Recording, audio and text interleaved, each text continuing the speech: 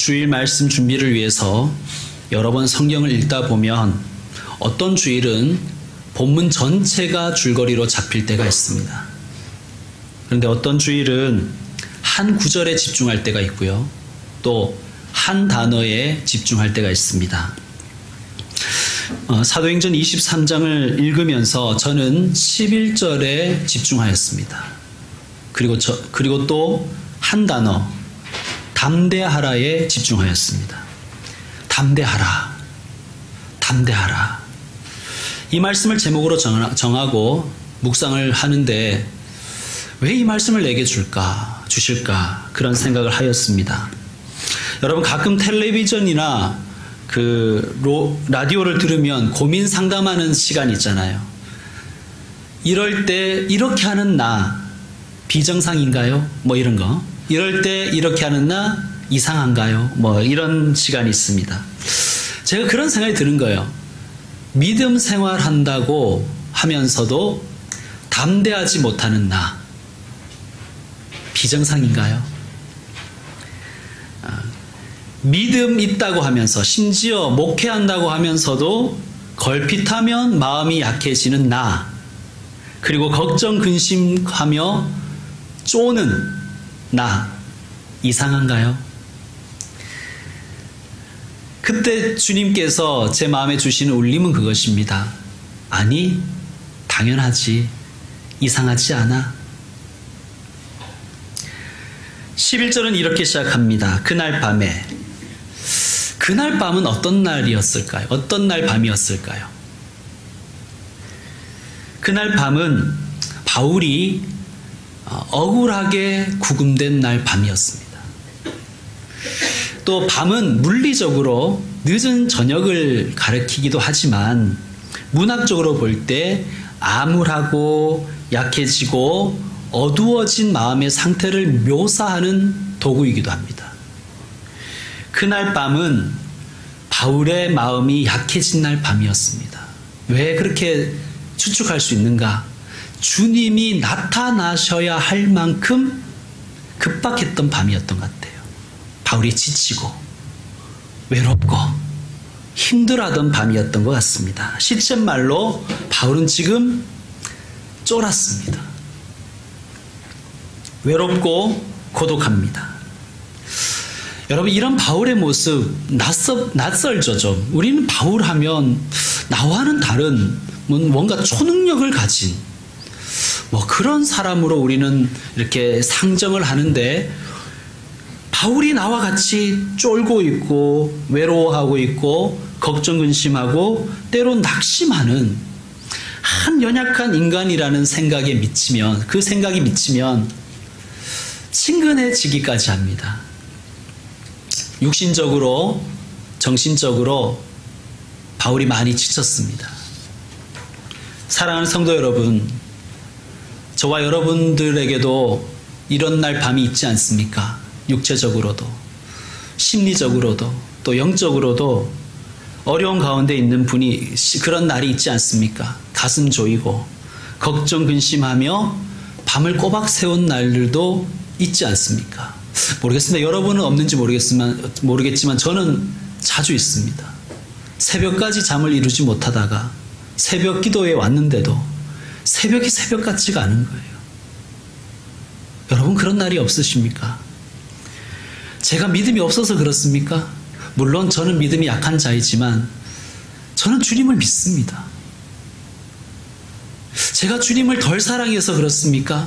물론 저의 사랑은 정말 보잘것없는 사랑이지만 제가 주님 사랑하는 줄을 주님이 아십니다.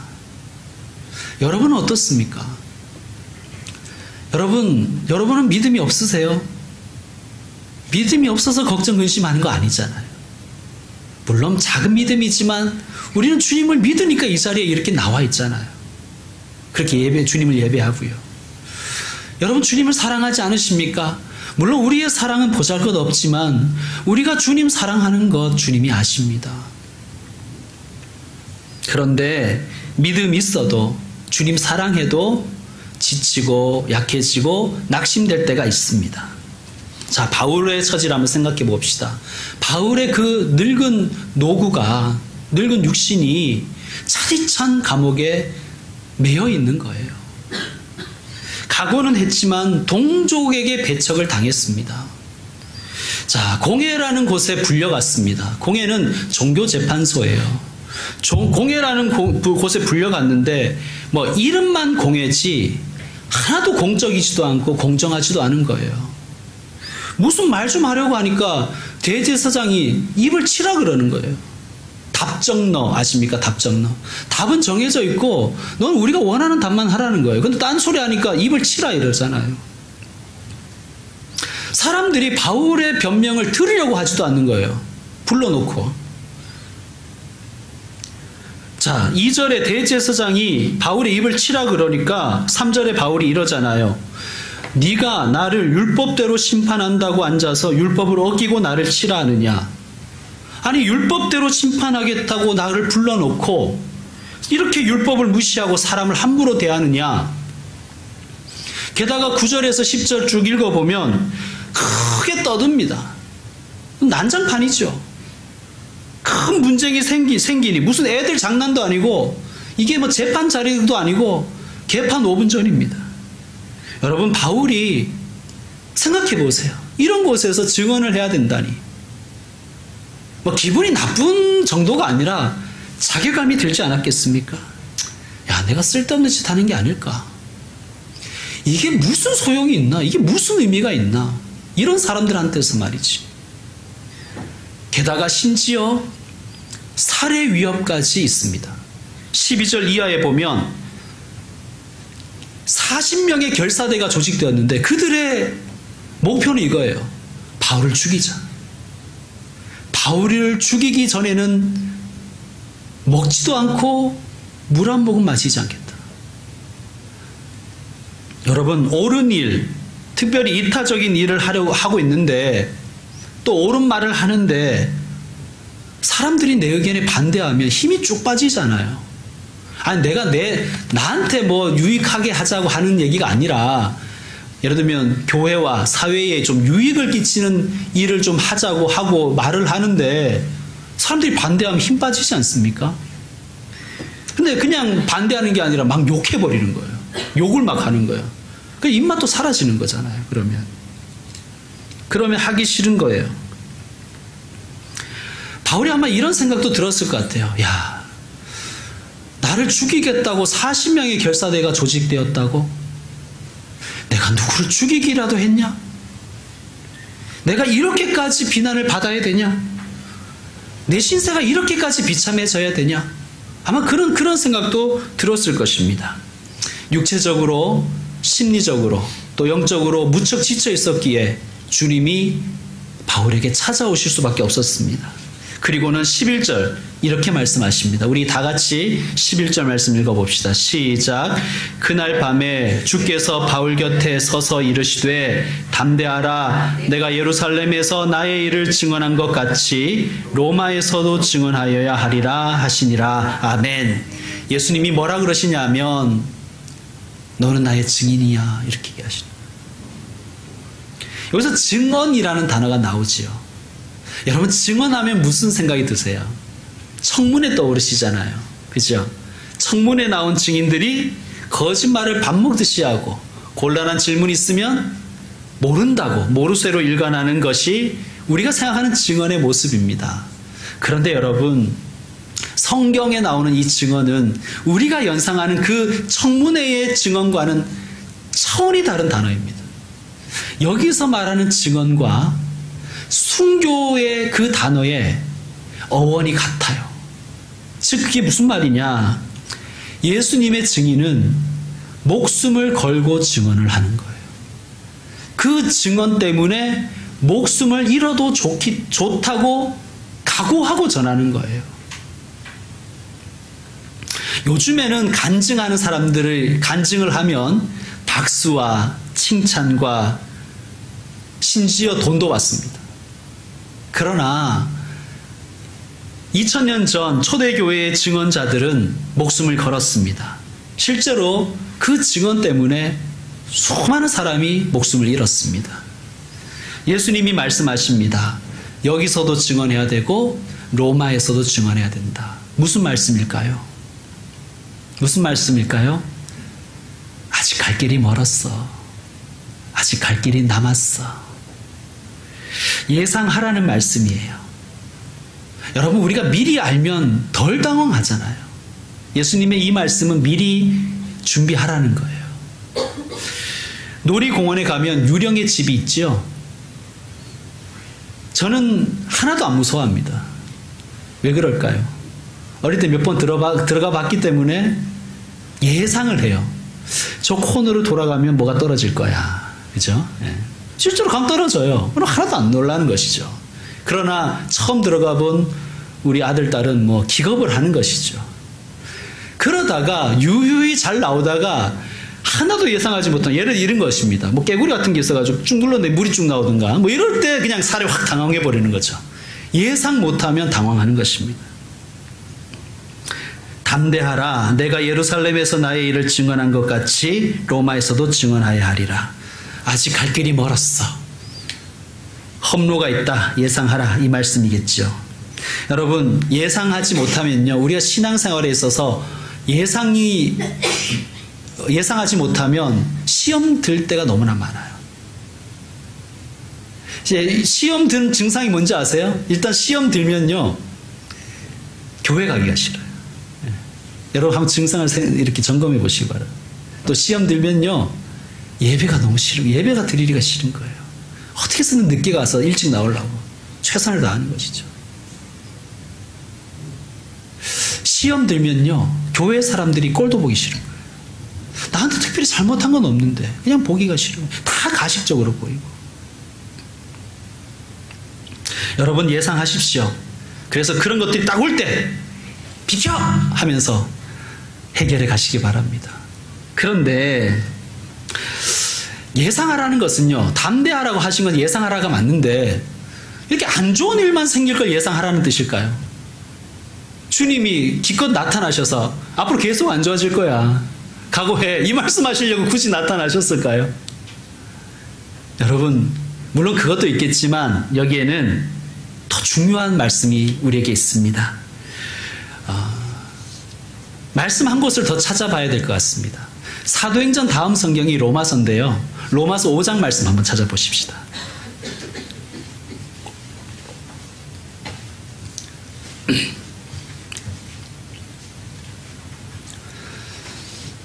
신앙생활에는 예상함이 있어야 되는데 뭐 불행만 예상하라는 말씀이 아니라 로마서 5장 1절에서 4절에 우리가 예상해야 될 것을 우리에게 말씀하십니다. 로마서 5장 1절에서 4절, 1, 2절 우리 같이 한번 읽겠습니다. 시작.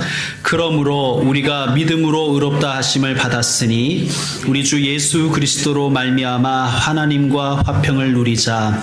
또한 그로 말미암아 우리가 믿음으로 서 있는 이 은혜에 들어감을 얻었으며 하나님의 영광을 바라고 즐거워하느니라. 아멘. 자, 1, 2절의 말씀은 분위기가 아주 좋습니다. 우리가 믿음으로 의롭다함을 받았다. 그러므로 화평을 누리자. 즐거워하자. 영광을 바라보자. 좋은 얘기를 하잖아요. 그죠? 분위기가 아주 좋습니다. 근데 3절부터는 제가 읽겠습니다. 다만 이뿐 아니라 우리가 환난 중에도 환난이 있다는 거예요. 환난을 예상하라는 거죠. 그런데 그 다음 단어가 기가 막힙니다. 환난 중에도 어떻게 하라고요? 즐거워하나니. 여러분, 이게 이해가 되십니까? 여러분, 혹시 환난 중에 즐거워하라, 그 이해가 되십니까? 아니, 우리가 성경에 이렇게 적혀 있으니까 읽지, 이거 이해돼서 읽으신 분 있으세요? 무슨 정신분열증도 아니고 어떻게 환난 중에 즐거워할 수 있어요? 환난 중에 버텨 있는 것만 해도 감지덕지지요. 자, 그러면 환난 중에 즐거워할 수 있는 이유가 그 다음에 나옵니다. 그 뒷부분 우리 같이 읽읍시다. 시작. 이는 환난은 인내를, 인내는 연단을, 연단은 소망을 이루는 줄 알미로다. 아멘. 환난 중에 어떻게 우리가 기뻐할 수 있는가? 어떻게 즐거워할 수 있는가? 왜냐하면 환난은 인내를. 이 말은 무슨 말씀이냐? 환난을 통해 뭘 배운다? 인내를 배운다는 거예요. 인내는 연단을. 그러면 인내하는 자에게 뭐가 있느냐? 훈련된 자가 되는 복이 있다는 거예요. 그리고 연단 받은 자, 훈련 받은 자는 소망을 이룬다는 거예요. 예수 그리스도의 소망을 이룬다는 것을 알기 때문에, 예상하기 때문에 환난 중에도 즐거워할 수 있다는 겁니다. 환난이 주는 유익이 있어요.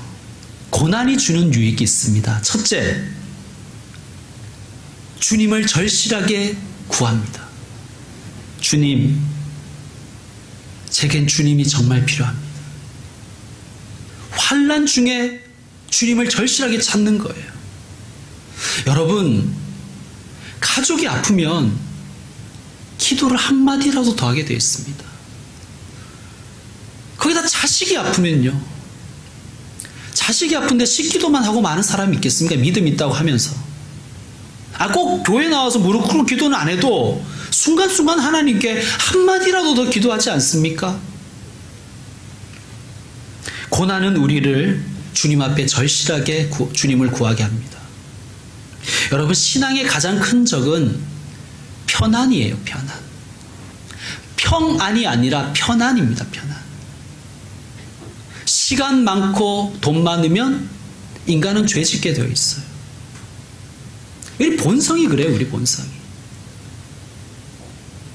어떤 남자 집사님이 제게 말씀하시더라고요.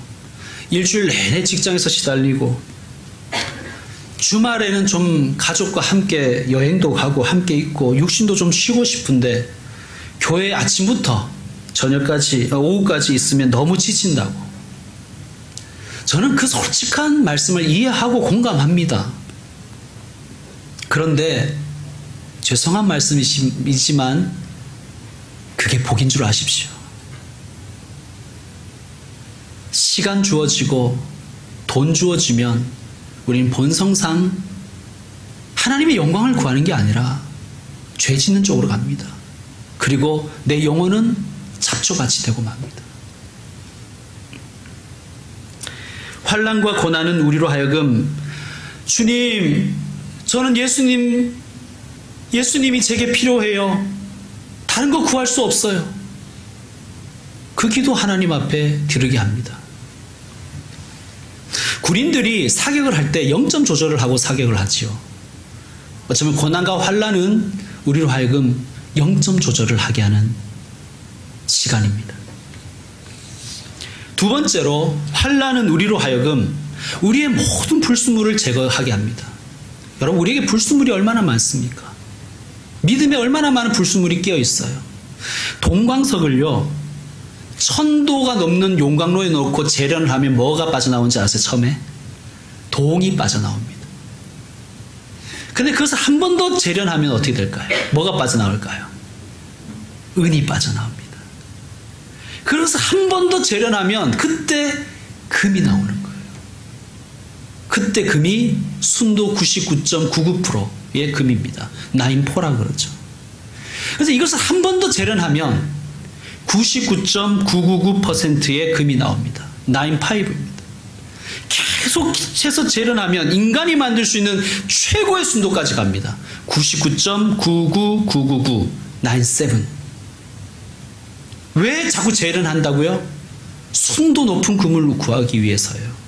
하나님께서 우리를 왜 시련의 용광로 속에 넣으시는가? 내게 있는 불순물을 빼내시려는 거예요. 정금 같은 신앙으로 만들기 위해서. 정금 같은 신앙.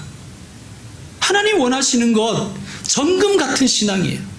왜 바울 같은 분에게 고난 주시느냐? 바울이 로마까지 가서 증언해야 되는데 잡스러운 모습으로 갈 수는 없잖아요.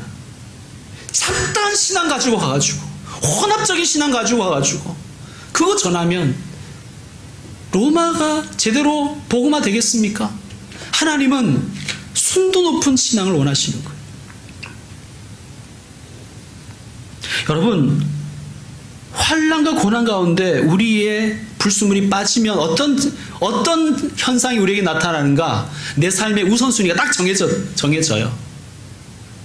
여러분, 집에 불이 나면요, 뭐부터 가지고 나오시겠어요? 들어가서 핸드폰, 골프채, 노트북, 가족부터 먼저 데려 나오지 않습니까? 야, 기다려라. 이 노트북 어제 사가지고. 그럴 분이 있습니까? 자식부터 데리고 나오는 게 정상이지요. 고난에 딱 쳐야 내 삶의 우선순위가 딱 정해지는 거예요. 고난이 오기 전까지는 몰라요. 내가 되게 점수가 높은 줄 알아요.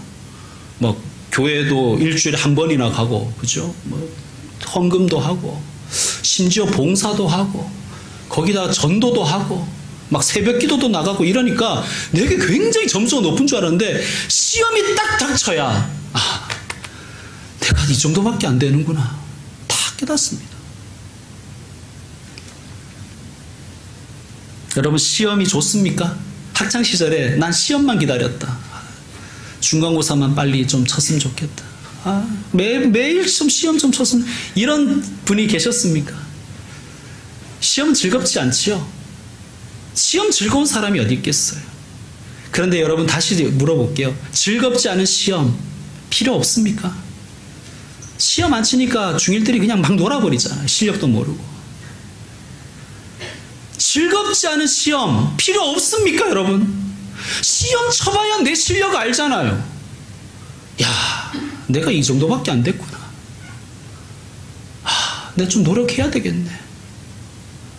내가 어디가 부족한지를 알고 어디가 보충돼야 되는지를 시험 쳐봐야 깨닫는 것처럼 하나님이 왜 우리에게 시험을 주시는가? 꼬라지를 하라는 거예요. 너를 정확하게 직시하라는 거예요. 나를. 그래서 자꾸 시험 우리에게 주시는 거예요. 여러분, 스키 타보셨습니까?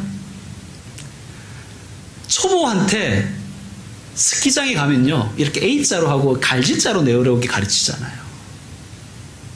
근데 초보가 난 직선으로 갈 거야, 빨리 가고 싶어, 막 직선으로 내려가다가는 빨리 가는 것이죠. 네, 천국 빨리 가는 거예요. 네. 하나님 왜 우리에게 S자 주시냐고요? 안전하니까. 저도 하나님 앞에 이렇게 기도한 적이 많아요. 하나님, 나보다 공부 못하고 나보다 별로인 것 같은 애들은 다 직선으로 가는데 하나님, 나는 왜 맨날 S자입니까? 정말 미쳐버리겠더라고요. 솔직히 나보다 열심히 한 것 같지도 않아요. 나보다 책도 덜 읽은 것 같고 성경도 덜 읽은 것 같고 뭐 별로, 이 외모도 별로인 것 같은데 걔는 쭉쭉쭉 나가서 뭐 지금 뭐 어쩌고 저쩌고 얘기하고 있는 거예요. 지금. 목회적으로 말이죠. 목회적으로. 저는 목회자니까. 그래서 저는 계속 갈지자로 가는 것 같아요. 계속 S자로 가는 거예요. 그때 주님이 제게 주신 말씀 뭔지 아세요? 너 아직 S자 코스로 다녀야 돼. 그게 더 안전해. 욥이 이렇게 고백하잖아요. 고난 중에 나의 가는 길 오직 그가 아시나니 그가 나를 단련하신 후에는 내가 정금같이 나오리라. 여러분, 우리도 그 고백 들으십시다. 이제 말씀 마무리하겠습니다. 그날 밤에 주께서 바울 곁에 서서 보통 성경에서 하나님의 임재를 묘사할 때는 앉으사, 좌정하사라는 단어를 많이 씁니다. 여기서 앉으사, 좌정하사는 sit-down의 동작을 얘기하는 게 아니에요. 다스리신다, 통치하신다를 의미합니다. 그래서 우리가 사도신경에 하늘에 오르시어 전능하신 하나님 우편에 앉아 계시다가 할 때 그 앉아 계신다는 것은 뭐 예수님이 뭐 이렇게 할 일 없이 그냥 노닥거리신다는 게 아니라 하나님의 모든 통치를 위임받으셔서 오른편에 앉으셨다는 것은 의롭게 통치하신다는 뜻이에요. 의로 다스리신다.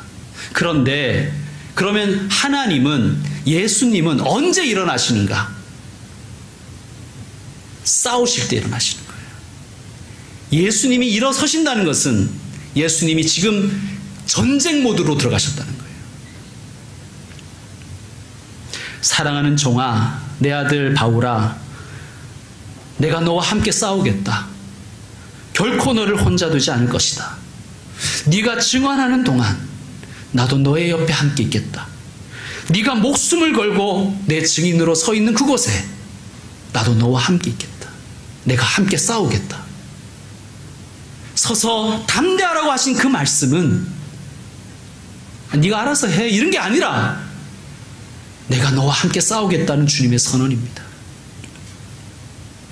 여러분 바울이 어떻게 했을까요? 그 밤에 아멘 했을 것입니다. 아멘. 주님 제가 끝까지 가겠습니다. 어떤 분이 그러더라고요. 우린 다 믿음의 학교에 지금 다니고 있는데 필수 과목이 있대요. 여러분 필수와 선택 있잖아요. 필수와 교양 있잖아요. 필수 과목이 있는데 그게 뭐냐? 고난과 환난이래요.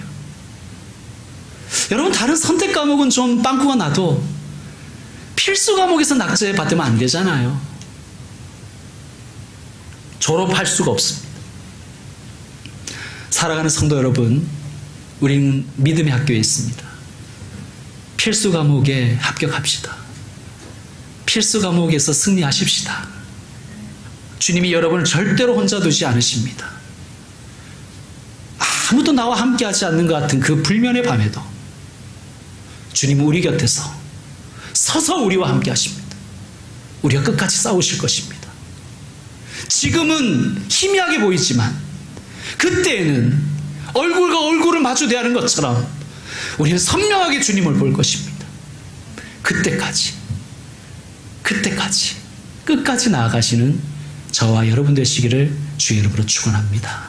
기도하겠습니다. 우리와 함께 하시며 끝까지 함께 싸워주시는 주님을 찬양합니다. 아픔과 쓰라림 가운데 또 외로움 가운데 살아가고 있는 주님의 아들, 딸들을 주님께서 놓지 않으심을 믿습니다. 주님이 함께 하시니, 주님이 우리와 함께 싸워주시니 환난 중에도 즐거워할 수 있습니다. 잠을 이룰 수 없는 불면의 밤에도 이 말씀을 기억하게 하여 주옵소서. 아침이 아침 같지 않은 그날에도 이 말씀을 기억하게 하여 주옵소서. 주님 없는 편안한 인생이 아니라 주님과 함께 영적 전쟁을 치를지라도 그 속에서 평안을 구하는 삶이 되고 싶습니다. 예수님의 이름으로 기도드립니다. 아멘. 말씀을 생각하시면서 이 시간 결단의 찬양 드리겠습니다. 찬양 338장입니다. 우리 다 같이 일어나서 찬양하십시다.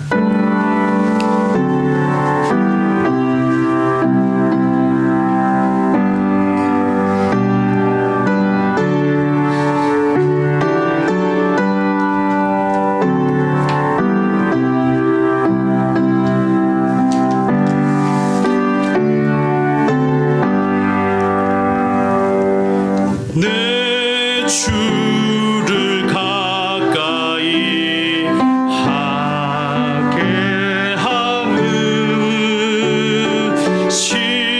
십자가 짐 같은 고생이나 내 일생 소원은 늘 찬송하면서 주께 더 나아가기 원합니다. 내 고생하는 것 옛 야곱이 돌베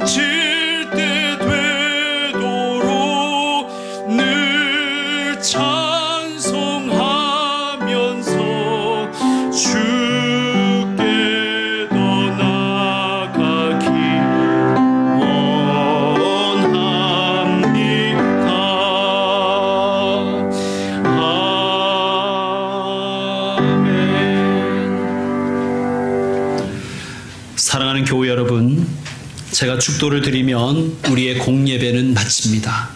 그러나 우리가 영과 진리로 드려야 될 예배, 그리스도인은 환난 가운데서도 즐거워하는 그것을 보여줘야 될 그 예배는 우리가 이 예배를 마치고 이 성전의 문을 나서는 순간부터 다시 시작됩니다.